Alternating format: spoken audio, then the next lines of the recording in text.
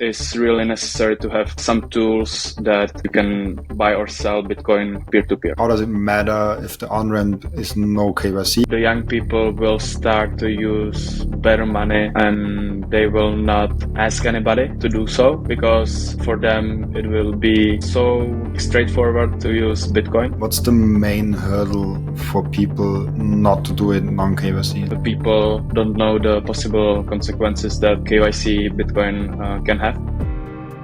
It's so important that we embrace the peer-to-peer connections and the non-KYC route and the privacy route also. And I would just start off with that question, like, why is non-KYC, peer-to-peer, privacy focused so important to you and for Wexel? Mm-hmm. So I would maybe start that non-KYC mindset is different mindset at all because it encourages you to like prepare for the future, prepare for something that can go wrong with our society or with like big players and all the stuff.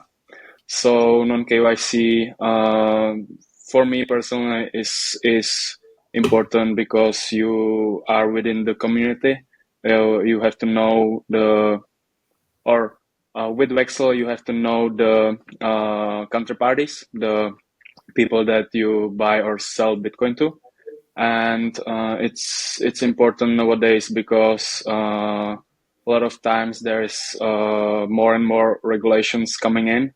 And for example, last year you could buy in Slovakia, that's neighbor state of Czech Republic, from ATM, like non-KYC Bitcoin.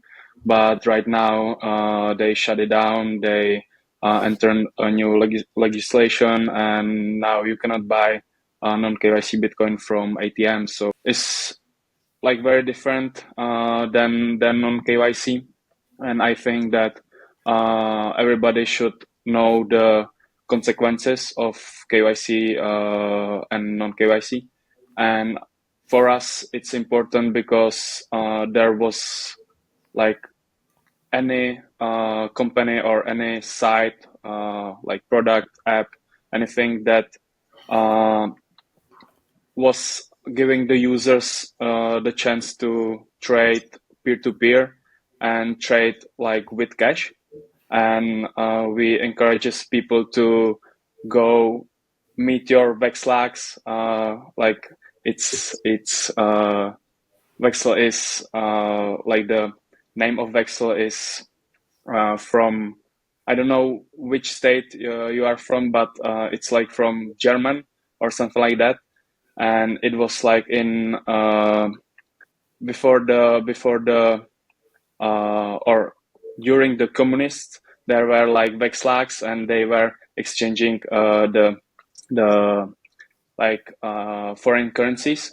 So Wexlags, it's important to meet your Wexlag and give him the cash, and there would be like no like stop because when you could trading like via bank transfer, it's like you're like giving the traces to the bank, and yeah, so that's why it's important for us to have the product to use cash and buy Bitcoin, sell Bitcoin, and yeah.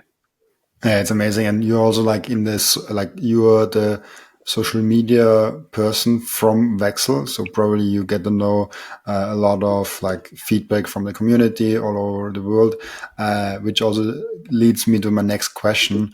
I think non-KYC and KYC, different people have different mindsets in different countries. I hear people saying, oh, if you're in the European Union, don't worry about non-KYC. I think you should definitely have non-KYC, at least like I always have this approach: have two stacks, like build a non-KYC stack and build a KYC stack. Like have two stacks. The one that's probably a little bit bigger, probably is more optimized for fees and stuff like that, and another one nobody knows about.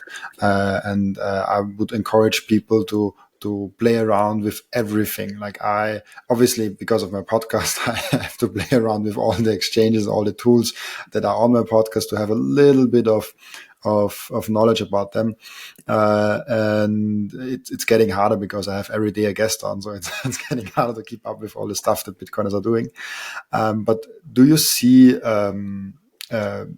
difference in the countries which are using non-KYC versus KYC? Do you see like maybe in Africa it's not as big of a deal with non-KYC, or maybe like there are certain like even maybe with the status of how high they are developed, do you see some difference in adoption of KYC versus non-KYC and privacy tools? I think it boils down to like the Bitcoin educators, because in Czech Republic we are lucky to have like awesome people who like think around the corner, or I would say that think to the future and what can happen. So they are encouraging people to study even the non-KYC kind of thing. And in Czech Republic is like developed a lot because they know the consequences what can happen. But right now, as we are scaling our app to different countries, because we are Czech Republic and Slovak native, and now we are scaling to the different countries. So we are seeing, there is a big difference in perception of non-KYC, because, for example, in Denmark or Sweden, Finland, like when you are doing something with your cash, you are, or other people thinks that you are doing something illegal. So for them to like start using Wexel or other apps and trading peer-to-peer with their cash and not via bank transfer, it's kind of hard because they are doing everything. Like with their credit card or so on. So, for example, this is the biggest difference. And for example, in Italy, there's people that really loves to do it peer-to-peer, but on the other hand, like the entry to KYC exchange is so much easier sometimes that a lot of people rather do KYC than peer-to-peer. And I would say in Africa, it's developing a lot, and peer-to-peer thing in Africa is a big deal. And I can see some of users or some of Bitcoiners from Africa reaching out to us and saying or telling to us, yeah, we need Wexel in Africa because it will change our lives a lot. So we got somebody from Namibia trying to like spread the word about it and all the stuff. So yeah, the difference is a big, and I would say like peer-to-peer is necessary for the people where they are like in the developing countries, because they don't have entry or the easy entry to KYC exchange, and for that country is really necessary to have some tools that you can buy or sell Bitcoin like peer-to-peer. Amazing. Yeah, it's like, I think it's so important that we have this option. like it's so important that we have a peer-to-peer option. And then there are a lot of people saying, how does it matter if the on-ramp is no KYC? There are a lot of different aspects to it. Like even if there's no bad actors in the state, there could be bad actors that hack the database, and then they know, oh, he bought so many Bitcoins, then they know where the honeypot is and stuff like that. It's like there's a lot that goes into that. What's interesting also is the intersection, because we have the European Union that has this whole thing with the unhosted wallets and tries to limit it. Then we have the United States that it's way more open to Bitcoin. Still, there are a lot of big forces that talk against it in general. And then we have Swiss. They seem to be really good and open to Bitcoin and trying to have the innovation in their country. Obviously, then we have El Salvador, where there's top-down adoption. We have Nigeria, where there's bottom-up, really grassroots adoption. I think Nigeria is still the country with the biggest adoption steps. What's interesting for me is how does the regulatory force, how does governments, how does the Czech Republic governments, how does other governments of the people look at non-KYC and peer-to-peer transactions? I know from Beach Bitcoin, I think a Swiss-based company, she was also on the podcast.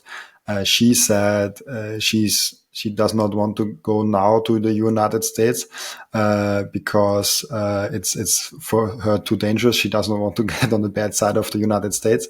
Do you have some insights for us, like how the regulatory force, how the European Union, how the Czech Republic and other parts of the world look at peer-to-peer, and is there a chance that it might get like taken down, peer-to-peer exchange? I first think I would say that if you create like your social circle of Wexelags or people that you can buy or sell Bitcoin to, before this, you have like you are lucky, and you will be all set. But for the people that would not have the chance to do it, it will be tricky. So even if there will be regulations that they would ban peer-to-peer transactions or all that stuff, I think Bitcoin is unstoppable, and the people would be trading peer-to-peer like always. And if there will be cash on our planet or on in our state, always you can trade Bitcoin peer-to-peer. And yeah, they maybe like ban it and give you maybe some fine or something like that.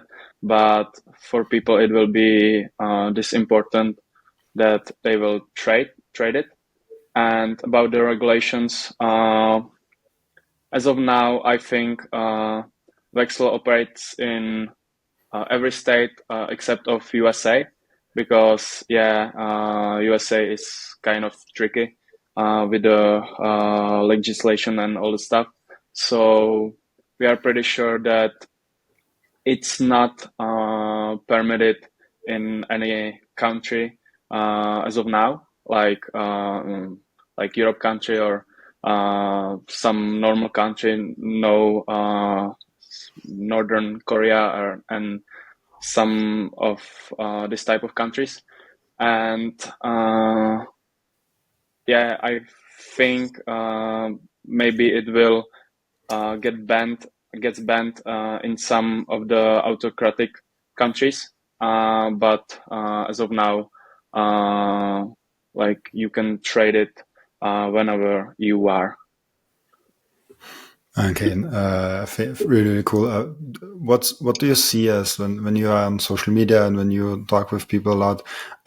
What's the main hurdle for people not to do it non-KYC? Like why if they get Bitcoin, if they get the mission of Bitcoin, they're buying. It's like, what do you think is the main hurdle for people to switch to a non-KYC, or at least have an additional non-KYC stack to their KYC stack? Is it like the convenience factor? Is it what do you think it is? I think convenience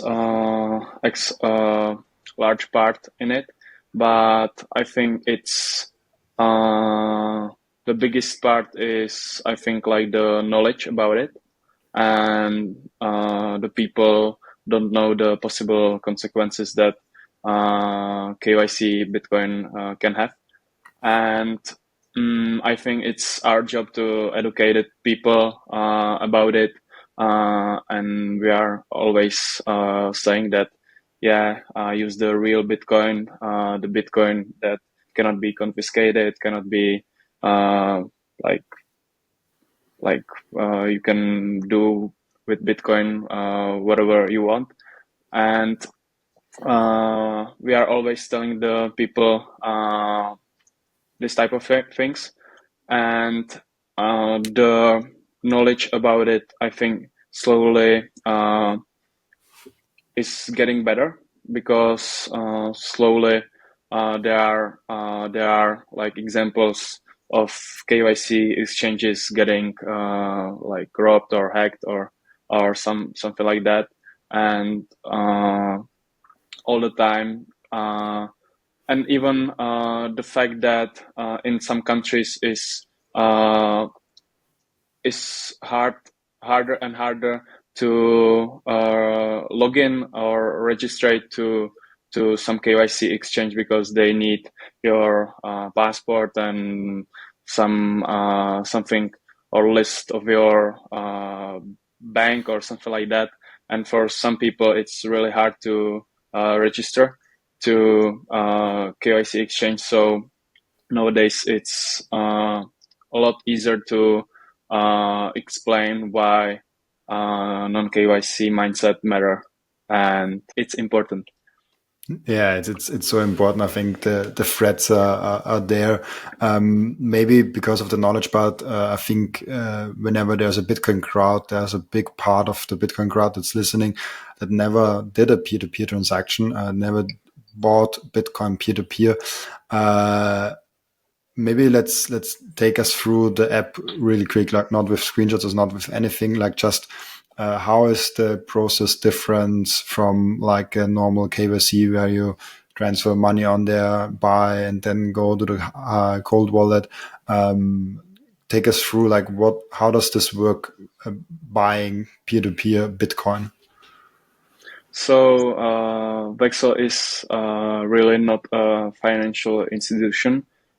So it's basically just a marketplace, and it's marketplace where people can buy or sell Bitcoin, and they are listing their offers to the marketplace, and like it works like within your social circle, within your extended social circle. So you can see offers from people that they got you in your contact list, or people that somebody like friend of friends, so like the second level of it. It's the extended social circle.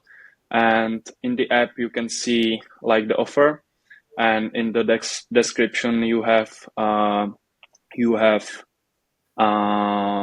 how many common friends with that person you have.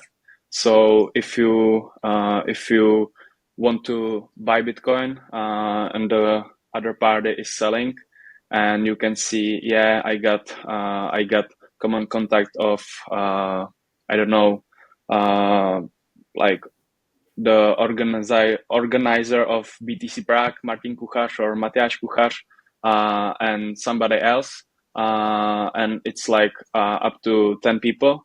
I can say that this person can be reliable because of the fact that 10 of my friends got these people in their contact list. So you can react to the offer. Yeah, I can buy Bitcoin from you, and you enter encrypted chat, end-to-end encrypted chat, where you can talk details with the person about where you can meet, like what exchange rate you are trading the Bitcoin, what fee, and everything you agree upon with the person you are trading to. And the fact that there is the list of common friend, uh, it's because of that you can reveal your identity with the person, because what I didn't say is like anonymized. So if you can see the offer, you cannot see the real person name who created. You can see just the common friends. And the like important part, when you reveal the identity, you will have the full name of the person there. And if you are not sure if you are good to trade with that person, you can always ask your common friends. You can make a quick phone call and ask if this person you are supposed to trade Bitcoin with is reliable, and if the like if the 2 or 3 friends say yes, it's my friend from high school, you can really trust him, then you can go and meet that person and give him the cash, and he gives you the Bitcoin, and do it like peer to peer. That's amazing. On the topic, I'm always curious also, like how people get into Bitcoin and how people are all like got over this hurdle of getting it, like getting non-KYC Bitcoin, coin mixing, getting multi-sig wallets and stuff like that. This is the more advanced stuff for me. But a Mm-hmm. step before that, like every person that is in Bitcoin has done a lot more homework on finance and money and privacy than 99% of the population. So we are in an, I think, really special circle of people. And Mm-hmm. I'm curious always like how we ended up here. I mean, this was kind of the start of the podcast where I was going down the Bitcoin paths of people. Now it's not even called the Bitcoin path anymore, the podcast. I'm just curious about the person. I made it more about the guest than about the Bitcoin path of the guest. But I'm still curious. Like you are very young. I think you're probably around my age. And how old are you? 23. 23, yeah, you're 2 years younger than me. How did you get Bitcoin? Like, how did you get to Bitcoin, and how did you not get into altcoins, shitcoins? Because I think a lot of people, especially in our age, are getting a lot with getting fast into crypto, but not into Bitcoin. Yeah. So it was like 2020, before the COVID hits, and I had a lot of free time because I wasn't at college, and I was playing only basketball this year. And even when COVID hits, I got a lot of free time, and I started to looking on some ways how to make more money or something like that. Because I was student, and it was like not that hard, but it was challenging. And yeah, I found our like Czech most famous Bitcoin like streamer or podcaster or YouTuber, and he was really enthusiastic about Bitcoin, and I catch the vibe of it, and was really interested from the first video. And yeah, I was studying everything when there was like COVID, And the funny thing is that first I was studying it, and after I was like, yeah, I can buy some Bitcoin. And I started I think everybody, and it is like from Coinbase, and slowly I absorbed the knowledge about the non-KYC mindset from the great Czechoslovak people, and it really resonated with me. It really, I think I really get the point of why that matters. And from that very start, I was using like the ATMs, and after the COVID phase was after, I even started to go on some Bitcoin conferences and started to meet fellow Bitcoiners and creating the like relationship with that kind of people. And yeah, I created some social network, and now if I want to buy or sell, I can use Wexel, because like my reach or my social network is quite big. So there is always anybody that is selling or buying. So right now I'm using just the peer-to-peer kind of thing, and yeah, Bitcoin still fascinates me. I even got a Bitcoin job, and it was my first job ever. So it was great achievement for me too, and to be able to work with the in that company, Satoshi Labs, with Trezor and all the other guys. It's like really the best school I can imagine, and I would not like change my path. And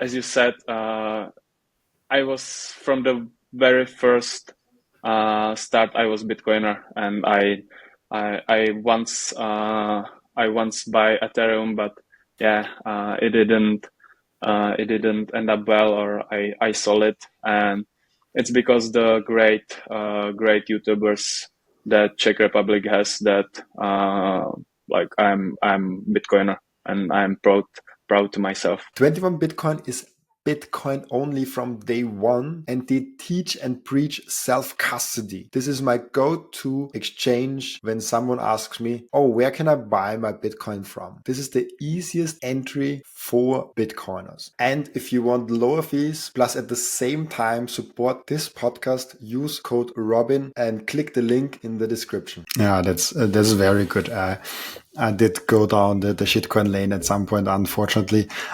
since I think since 2022, I'm completely clean of shitcoins. So I'm proud since 2022, I'm clean of Bitcoin, of shitcoins, and yeah, Bitcoin would have been way better if I just stood with Bitcoin and went more aggressive in Bitcoin. But I think I'm still really early, and I think everybody that's coming in this year or next year still is really early. And I think I released yesterday a podcast where the guest said that the fiat system, how we know it, will fail in the next 5 years, which I think is a very aggressive timeline when you think of greater things. Do you see when you are now really young, you're growing in this Bitcoin economy, and you are even working your first job in Bitcoin, like you don't know a world without it, basically, even though when you were born there was no when you were born there was no Bitcoin, but basically since and that's also the case with me, since I'm in my professional life, there was always Bitcoin. It was young, it was really early, but how do you see when we are making this generational shift where the older people eventually unfortunately die, and the younger people come up and they only know about a world in Bitcoin. How do you see this world switching to a Bitcoin standard? And most importantly, how do you see this transition going? Like, do you see a good transition and it's like a peaceful revolution where the young people can lead?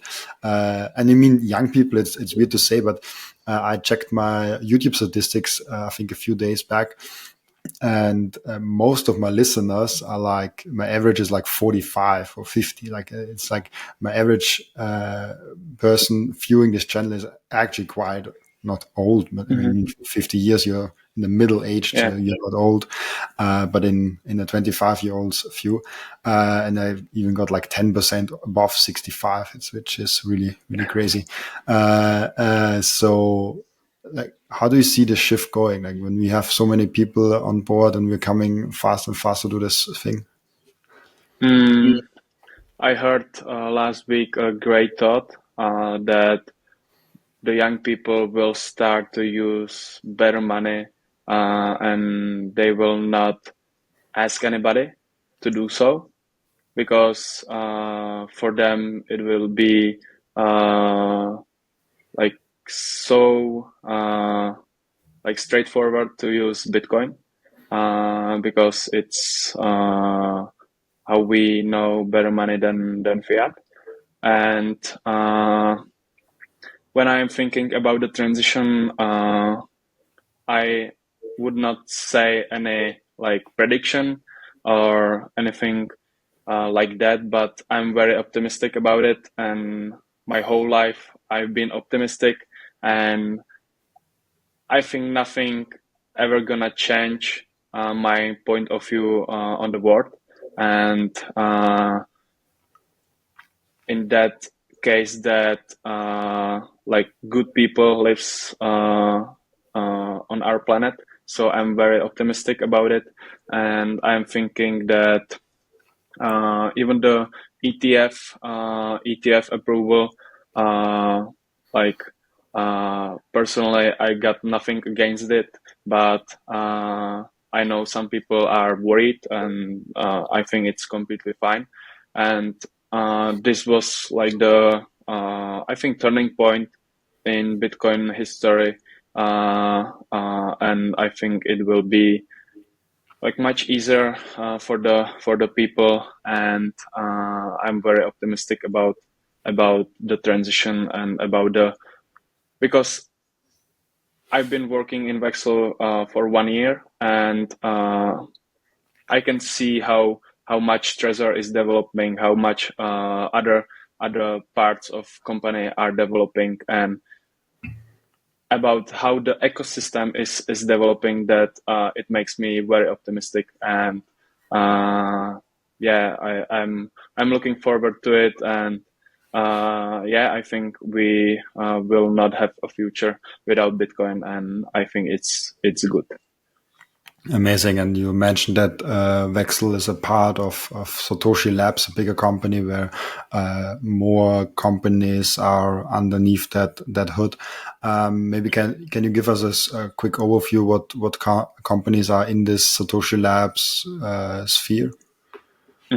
So Satoshi Labs is holding that consists for companies.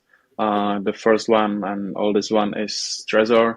Trezor is the first hardware wallet ever, and they are doing products that keep your keys safe. I think it's a great product, but I'm maybe I'm biased, but I love it. I love it. And other companies are Invite, and that's like they are trying to build KYC exchange, and there are some like compare tools in Invite where you can find your best deals. The third one is Tropic Square. Tropic Square is doing like first auditable chip. Like maybe open source, but I'm not kind or into the topic, so I don't know very much about it. But it's really cool that they are trying to solve something in hardware kind of thing. And the last company is Wexel, and yeah, we are trying to build like peer-to-peer Bitcoin communities and to give the people knowledge about the peer-to-peer and to build the tools to that people can use. Maybe you are biased for that question, but what do you think is the most important part of Satoshi Labs? Like, what's the most important aspect that Satoshi Labs is doing? I don't know, because if Trezor wouldn't or wasn't created, we would not have a like easy or private way how to secure your private keys. So it's a really important part of company, and it you can see it like financially as well. And I'm biased, so I would say the number 2 is creating the tool for peer-to-peer trades. And by the way, I love Invity guys and Tropic Square guys, and shout out to them. Really, really cool. You also mentioned, I think it's also in your Twitter bio, that you are a professional, was it basketball player? Yes, yes. That's amazing. I see more like Bitcoiners are doing sports, doing the proof of work with their physical body also. How do you see, is there connection between sports and Bitcoin?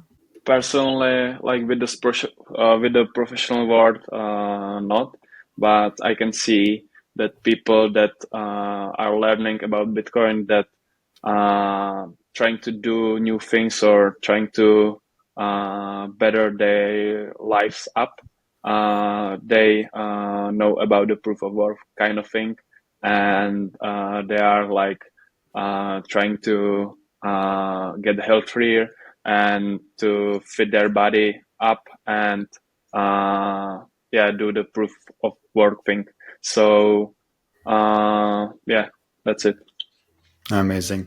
Let's go back to the social media thing. I always find it fascinating when you are working in social media, and I'm basically only doing this now with podcast and Twitter, and I'm doing a lot with communities and with companies, and it's fascinating to see how deep you are into topics, and sometimes you like you have to take a step back out and see the bigger picture.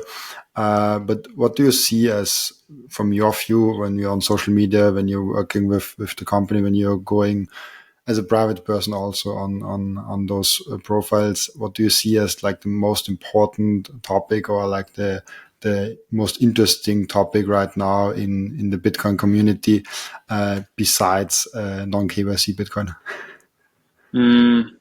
Like my feed is all about ETF those past 2 months, and I can see it fascinating how the demand like is now really big.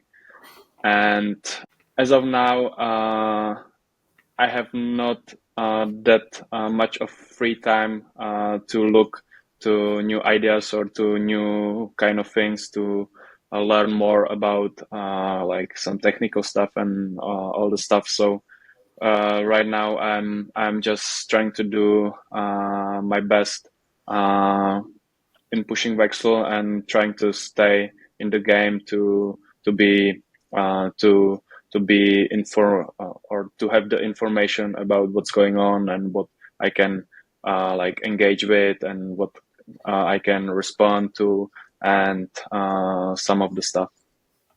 That's amazing. And I just had a thought also, when you're doing social media for Wexel, you also obviously want to try to grow it, and you want to try to make Wexel known in more communities. And my first thought is like it's probably harder with a peer-to-peer network, but then I thought like it's probably easier long term, because you're building those communities, and when someone is on Wexel, maybe they're meeting someone and like, yeah, hey, let's let's do it. Let's make a trade on Wexel, and the peers on Wexel bring other peers also on Wexel, and it gets like to a community effect and to almost like a social network where like I on Facebook, we can trade there, or like someone wants to onboard people to Bitcoin. They're like, oh, go on Wexel, there you can find your social circle and stuff like that. Do you see those good forces, like those good networking effects also happening on Wexel? Yeah, I think the spread of word kind of thing is really important, and I would say gradually and suddenly. And we can see like even this like this year, where the traction of it was better and better, and we even crossed like the like 10k users. So and it's growing and growing. And I think it's really important to be the community based, and to have the people that maybe even loves the product, and tell other people. Maybe they are creating meetup community or something like that, or even we have few podcasts appearance with some other guys.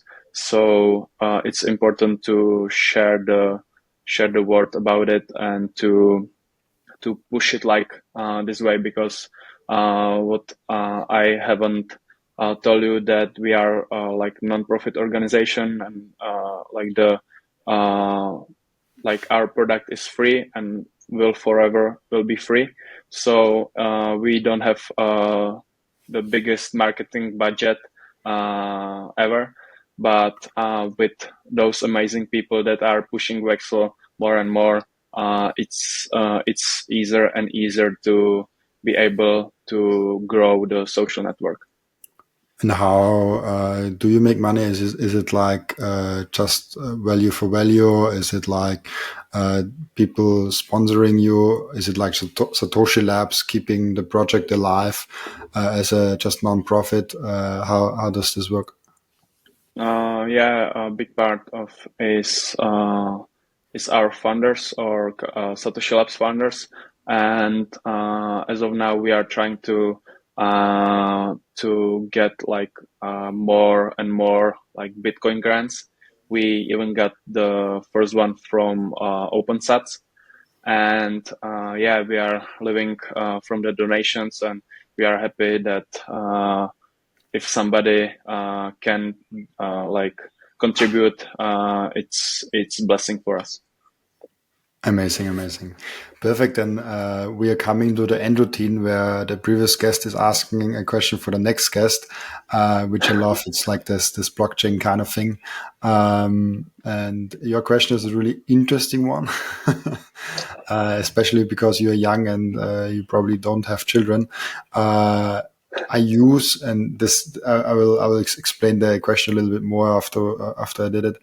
Are you standing for your family in a sense of holding Bitcoin for them when they don't adopt it? And I talked with the previous guest about this, that you have to be there for your family when shit hits the fan, like when fiat really collapses way sooner than we think, and Bitcoin rises way quicker than we think.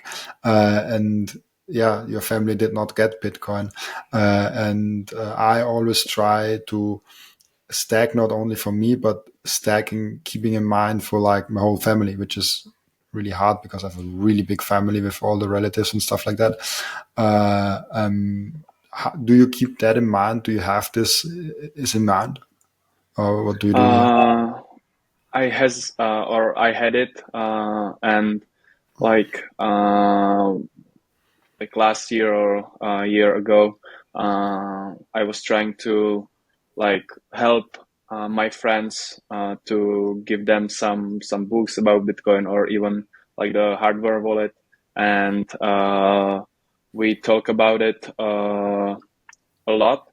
And I think the like the decision is upon the people, but regarding the family, I can see or I can see a way that I will be able to help my family, like in the future, with Bitcoin and even with my stack kind of thing. So yeah, I'm all for this question, and it's important because we are lucky to be this early. We are lucky to like get the concept of Bitcoin really fast, even before the Wall Street, and it's really important to be like how to say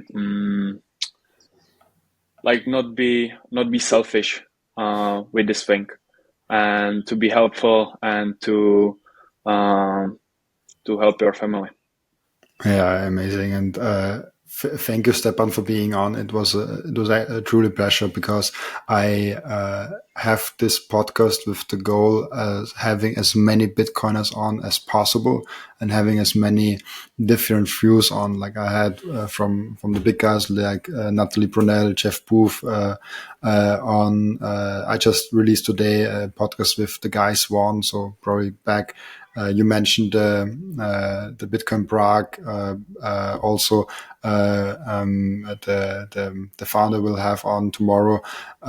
So probably it will be released when this is released already, because I will push it a little in front because of the Bitcoin Prague event. And by the way, you said before the podcast you're coming, right? And Yeah. I will also be there, and I encourage actually everybody to be in when it's possible. Like if you can do it financially, because it's also like a question like, do you want to go to the Bitcoin conference or do you want to stack more sats for that? And I think it's extremely good to go to those conferences if you can afford it to do, and if you can do it, and you can find a link also in the description. But they're not sponsoring the podcast in any way, shape, or form. I just want to promote this great event that's happening so close to my home, even though I'm not in Czech but in Austria. So I'm looking forward to that. I'm looking forward to meeting you, Stepan, and yeah, I'm looking forward to that. Thank you for being on the podcast. And when people want to reach out to you, ask you questions, where can they find you? Last thing I would say, Martin and Mateas are great guys. So yeah, go on BTC Prague, guys, because it's worth it, and you will meet a lot of Bitcoiners there, and you will have a lot of valuable conversations about Bitcoin, and all other stuff. So yeah, go, guys. And second question or second answer, I'm on Twitter with name Borovka, just Borovka, or you can find Wexel on Twitter, on LinkedIn with Wexel. Perfect. Then thank you for taking the time. Thank you for that I can be here with you.